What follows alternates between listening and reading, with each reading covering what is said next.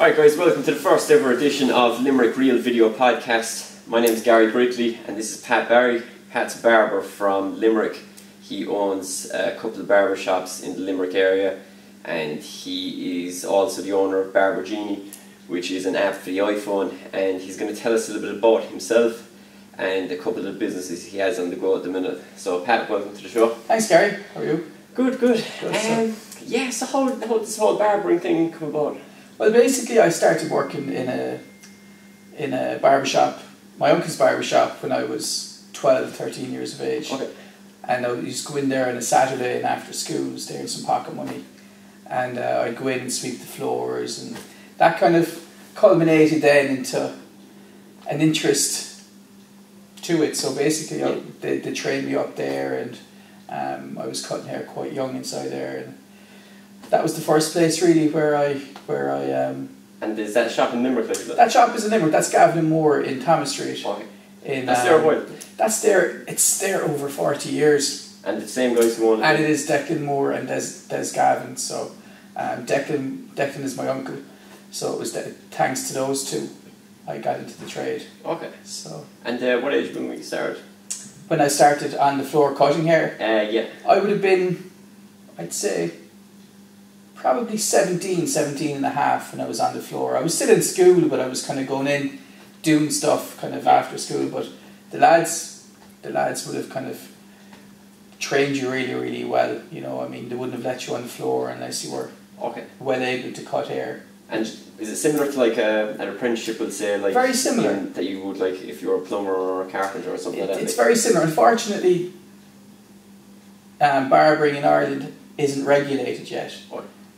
It's something a few of us are behind at the moment. We're trying to get some sort of regulatory system in place, so anyone can open up a barber shop willy-nilly. And unfortunately, what has happened as a result of not being regulated is people are opening up that aren't qualified to do so. Okay. And they're employing people that aren't qualified. You know, so unfortunately, when there's no proper structure in place, it's hard for someone, it's hard to even say someone isn't qualified because there's no proper structure to say whether they should be qualified or not, you know. And what kind of certification do most people have to say that they're qualified? Like, what's the... Basically, when I started out, I had to do a FOSS course for 6 months. Okay. It was actually more hairdressing. Yeah. So I'd have some authenticity at the end of the 6 months. Even though I could cut gents' hair, I was persuaded by Declan and Des to say, listen, go in, get your FOSS course done. You'll be done in 6 months, and we'll still tip away doing the barbering, we'll come in weekends and stuff like that, which we did do. And that enabled me then to kind of have some sort of recognition behind me so I could kind of push on. Because believe it or not, a lot of clients ask you, what certification do you have? And I don't know what some people are saying. They did a course with Joe Blogs, do you know what I mean? Or they did a 5-week course online, did a YouTube course online. So, now that doesn't apply to the majority of shops, don't get me wrong. Yeah. But there are the minority, and the minority are affecting the majority, unfortunately, because they're advertising very, very cheap haircuts. Okay. And the cheap haircuts are cheap for a reason. So. And we were talking about the beards there a while ago. Like how have did you do many beards when you were cutting on the floor? I would have, because compared to other barbers and all, like. Yeah, I would. The shop I was trained in was a traditional shop. The lads that trained me would have been trained by real hardcore traditional barbers, where a lot of beards kind of have turned full circle again. Yeah. Beforehand, beards would have been kind of more, the older gent would have worn a beard. So if you had a clientele that was more of an older clientele, you basically, they obviously would need their beard trimmed, so you'd get used to doing their beards. So for me, over 24 years ago, when I was kind of starting out in my uncle's shop, that was fairly prominent, you know. Yes, so thankfully, because now it's turned full circle again, and beards are really in fashion, and I mean, you're styling one yourself, do you know what I mean? And so am I. You know, mine is at its infancy. Yours is fairly well grown now at this stage. 6 months later. Yeah, but so it does take it. You can see the quality of work that goes into even beards now, because beards are becoming quite, as I say, quite popular, and the well groomed beards take a bit of grooming, you know, and a bit of shaping. And like you saying, traditional barbers, what is like a traditional barber, and what other kinds of like barber shops are there? Well, the irony of a traditional barber today is we're finding that I was over at the show over in Wales. Barber show over in Wales, the Barber Connect show back in May, and we had an exhibit here with Barber Genie, and we came across a really cool kind of group of barbers got in there. Do you know what I mean? It was over 2,000 barbers there, and everyone had beards and they were tattooed, and it was unusual to see, because coming from here, coming from Ireland, there isn't that real kind of, the majority wouldn't be like that, right. Whereas over in the UK there would be. But I think the difference between the traditional and the modern haircutting is simple, really. It's a lot of barbershops are looking for that identity of the traditional, but with a modern twist. Because what has happened in the UK is a lot of the barbers have basically gone more into the men's hairdressing side of things, but are still identifying themselves as traditional barbers. The techniques have changed. There's modern techniques in how to cut gents' hair, due to the modern styles that have evolved, and they've geared them towards more of the men's hairdressing. And I think that's the shift we're going to see here in Ireland in the next 12 to 18 months. Oh, seriously? And we can see it already. You know, the likes of the cut that you're wearing yourself, and other cuts that we're doing at the moment, they're kind of coming from the UK, from the high street over in the UK. And what's this haircut called? That haircut is that's the PB. The PB sharp, isn't it? PB sharp. Is that what you're going? Yeah, the PB sharp. When you want to see it, the other side is different to that side, and the background is slightly different as well. You see what's the detail here on the back like? The detail there is it's like an undercut, but it's not blended in, and then it's kind of faded into the back, into the crown, and then you have your comb over with your slice in the side of it. And it just gives a lot of height and a lot of volume, which looks quite cool. And like when you first set up your first shop, it was the Babylon, wasn't it? Babylon and Fox's Bowl. Yeah, okay. That's right. And what was the haircuts like when you started off there? The haircuts there were a lot of steps. Yeah. A lot of steps. Steps, if I can remember. I remember there was a few cuts there that I was looking to introduce, that we did introduce, and there was a few shops in Limerick now, in fairness, that were doing similar work, similar kind of high-end work. And they were kind of more choppy look, messy, kind of, the Beckham was in at the time. Oh yeah. Beckham had, being honest with you, David Beckham had a lot to play in a lot of the different styles, evolving from the head shave literally with 2 lines to his kind of the long floppy kind of curtains look, you know. Yeah, why would that be like? What's does he have someone putting it out there, or do you think someone's saying, look, I'll pay this much, you wear this, and all this haircut's going to come out and I'll do it in my shop, or is it slightly? I think it's a number of different factors. I think, being honest, listening to David Beckham, he's his own man, and he seems to have, you know, I mean, his own ideas about what he wants to perceive other people to think about him and his persona. So I think he would have probably generated a lot of that himself, you know, a lot of his own style, and he'd obviously have had some help.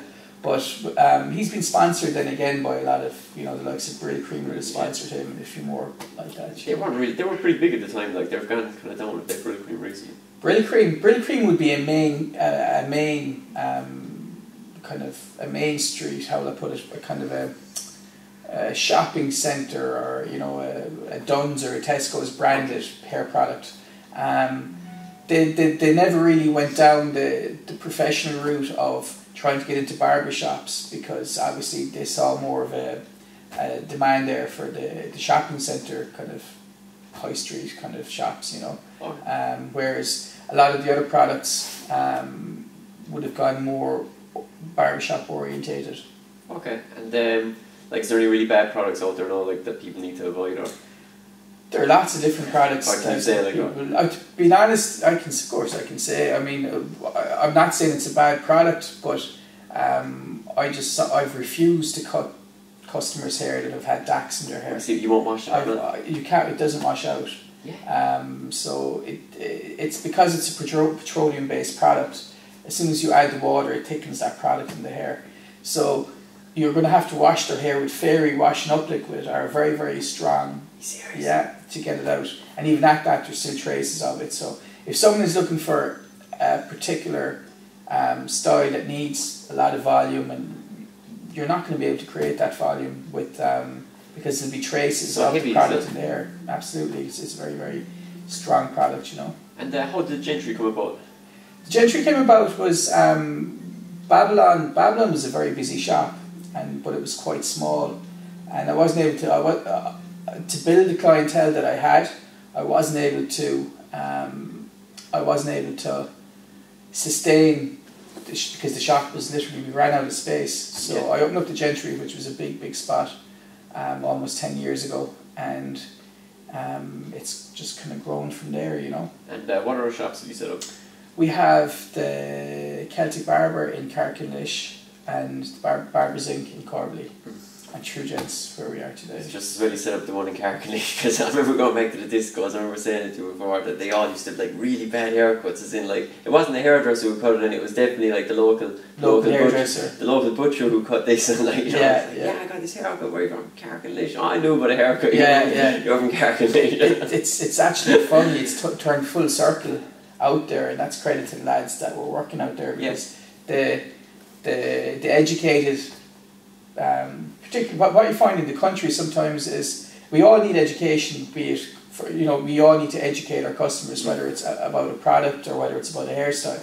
So sometimes the hairdressers in these villages, in these towns, sometimes don't take it upon themselves to explain to their client, you know, this might look better, or use this product or that product.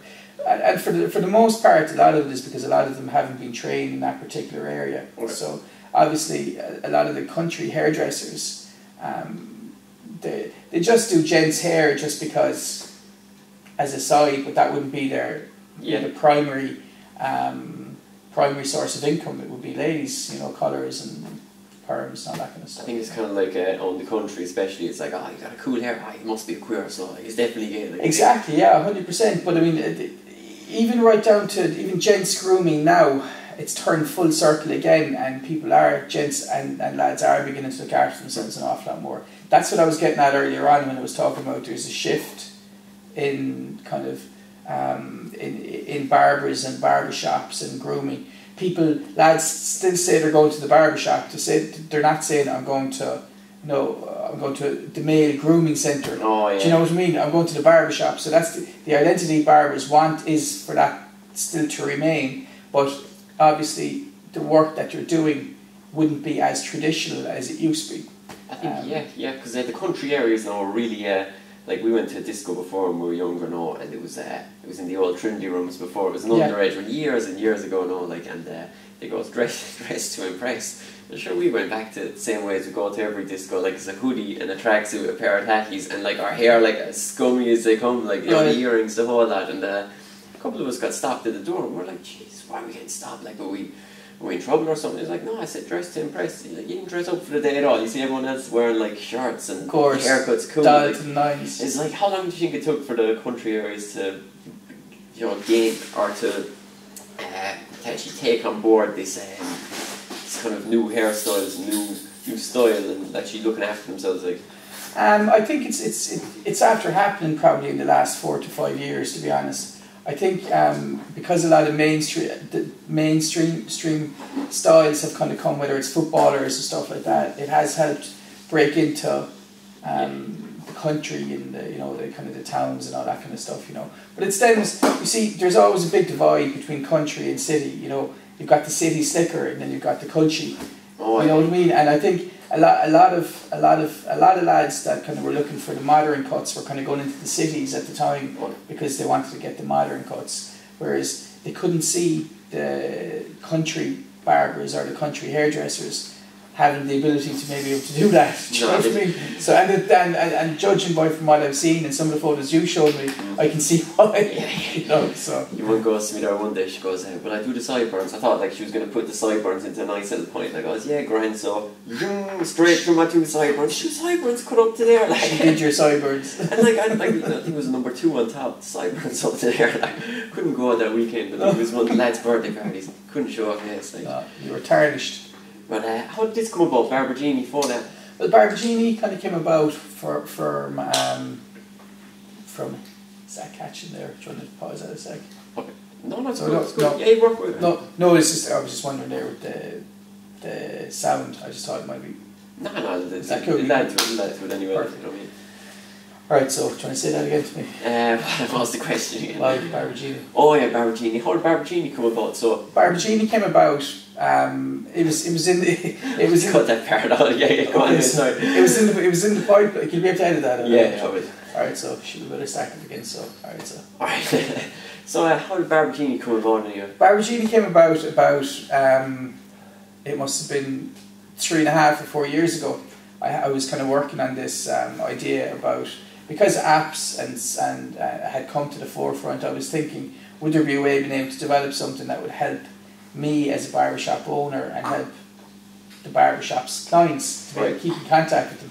So I was working on stuff, took a lot of notes down, and I had an old friend that was home from Argentina, Paul Nevin, and we sat down. He was in for a haircut, and I hadn't seen him in quite a while, so we were chatting away and the whole lot.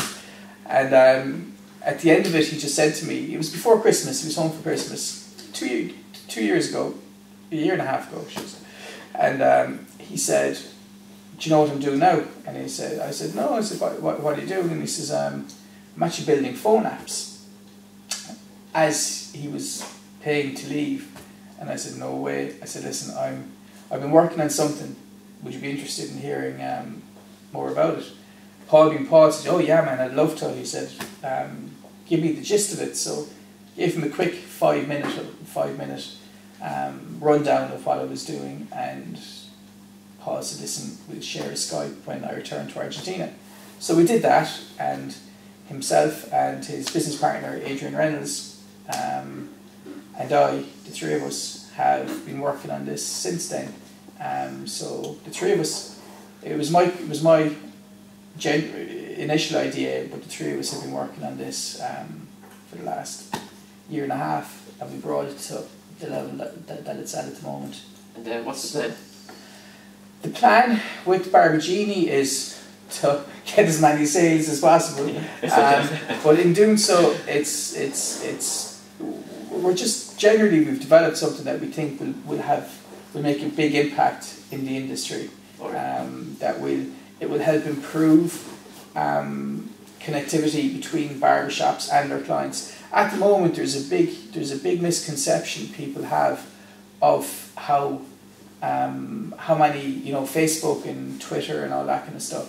I mean, Facebook, when we post something on Facebook, it only hits a very, very small minority of the people that are friends with us. Okay. Very, very small. Sometimes it can be as small as 5%. Yeah. Because Facebook are geared more towards paying advertisers for businesses. They don't want businesses to be benefiting. Like when it came out initially, if you put up a post, it would get to all your friends. But the way they have the filters in now, and the filters through your friends' filters, it doesn't filter through. So it can cause, barbershops saying, "Yeah, well, I do use Facebook, but I'm not really finding it great." And we're kind of saying, well, that's because it's not filtering through all your friends, so you're not getting that kind of hit rate. Whereas with Barber Genie, the key to Barber Genie is the push notification. So I can be sitting down here on a Monday morning, 10 o'clock, half 10, it could be quiet, and I'd say, "Listen, I'm going to bang out an offer." So I log into my Barber Genie, office dashboard. So I just put an offer out there, and I just you can click a time when it kicks in, so that gets sent then to all the people that have downloaded the Barber Genie application through your barbershop. So basically each barbershop will buy a subscription from us on a monthly basis.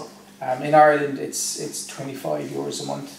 In the UK it's £20, and over in the USA it's $35. So effectively for that little money they have the ability to be able to keep in contact with their clients, show their portfolios, use the push notification, give offers. There's staff times if someone is going on holidays, you can show that through push notification, and it really is a tool that barbershops are finding very beneficial to their businesses at the moment. And it's we've only really tipped the iceberg of what we're going to be doing with it down the line. We've big plans to do various different things with it. So. And what's the main client base? Is it American, or who's really taking it on board now? The Americans are very proactive in it. We've an awful lot of people that have registered with us from America. A lot of the time they seem to be the early adjusters. The thing about Ireland is Ireland doesn't like change. We're very slow to embrace change, even though it's for the good. We're very slow to embrace change. Yeah. So what we're trying to do is we're trying to show the Irish market that it is very beneficial to them to do it, because even though barbering is really traditional, we need to be embracing technology to move forward. To distinguish your average barbershop from your quality high-end barbershop. And through Barber Genie you can do this. There's a very interesting feature in Barber Genie that can be used as a management program for staff, and it's the feedback section that a client can leave anonymously, or they can leave with their name. So at the end of the month, the barbershop manager or the owner can say, listen guys, I've had 5 or 6 of the same issues, or it might be a negative, it could be a positive, but at least it's getting to the source so it can be dealt with. It might be a problem with an issue over a haircut, but it's just